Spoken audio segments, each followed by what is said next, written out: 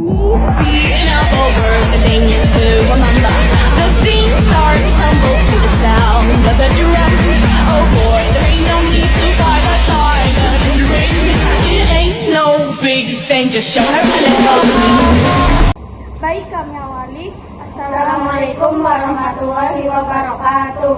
Berdirinya kami di sini, kami akan mempresentasikan hasil diskusi kami mengenai sejarah dengan tema kolonialisme dan imperialisme. Sebelumnya, izinkan kami untuk memperkenalkan diri dari yang sebelah kanan. Perkenalkan, nama saya Elsa Olivia, absen 9. Perkenalkan, nama saya Faiza, absen 11. Saya Fitra Inger Sekara, absen 13. Saya Aprilia Susanti, absen 4. Saya Desanika, absen 14. Penerapan sistem tanam paksa atau biasa disebut kultur sel-sel 1830 sampai 1870. Istilah kultur sel-sel sebenarnya adalah kewajiban rakyat Jawa untuk menanam tanaman ekspor yang laku dijual di Eropa. Rakyat pribumi menerjemahkan kultur sel-sel dengan sebutan tanam paksa. Hal itu disebabkan pelaksanaan proyek penanaman dilakukan dengan cara-cara paksa. Pelanggannya dapat dikenakan hukuman fisik yang amat berat. Jenis-jenis tanaman yang wajib ditanam yaitu tebu, nila, teh, tembakau, kayu manis, kapas, merica, dan lain-lain.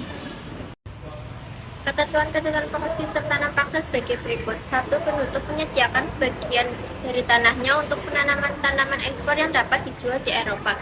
2. Tanah pertanian yang disediakan penduduk untuk tujuan tersebut tidak boleh melebihi 1/5 dari tanah pertanian yang dimiliki. 3. Tanah yang disediakan penduduk tersebut bebas dari pajak tanah.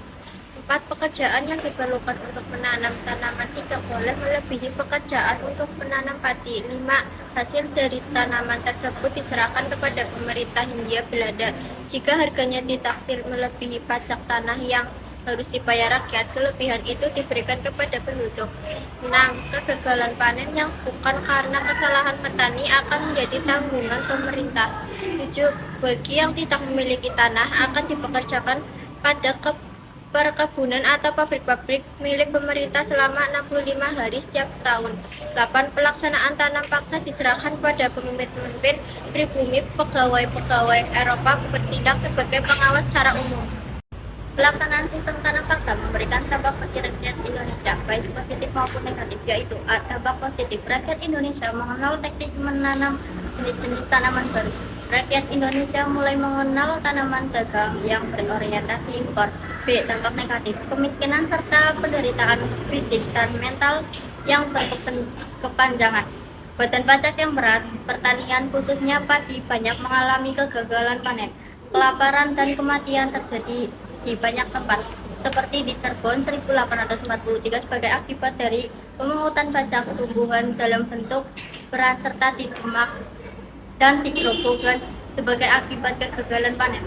Jumlah penduduk Indonesia menurun dengan sangat drastis. Politik pintu terbuka. Dampak positif politik pintu terbuka: 1. Tumbuhnya perkebunan dan pabrik. 2. Dibangunnya fasilitas pembangunan di irigasi. 3. Rakyat Indonesia mengenal arti penting uang. 4. Pesatnya perkembangan ekonomi kolonial. 4. Ekstremisme politik etis. Dampak negatif politik pintu terbuka: 1. Indonesia menjadi ajang eksploitasi mata uang. 2. Rakyat Indonesia tetap miskin dan menderita. Dampak politik etis. Trias Vas Deventer, istilah yang dikenal sebagai bentuk kebijakan politik etis dari Hindia Belanda. Kebijakan ini meliputi irigasi atau pengaringan, memperbaiki sistem pertanian, edukasi atau pendidikan, memberikan pendidikan kepada pribumi, dan imigrasi atau memindahkan penduduk dengan tujuan pemeratan wilayah. Namun pada pelaksanaannya Trias Vas Deventer tidak dapat diharapkan sesuai istilahnya. Pemerintahan kolonial Hindia Belanda masih enggan mengubah kondisi rakyat dan terus melakukan eksploitasi. Namun kebijakan politik etis tetap memberi memberikan dampak positif, di antaranya satu, munculnya golongan kecendekiawan. 2, terbangunnya saluran irigasi. 3, terjadinya pemerataan penduduk. 4, Sekian presentasi dari kami, kurang lebihnya mohon maaf. Kami akhiri. Wassalamualaikum warahmatullahi wabarakatuh.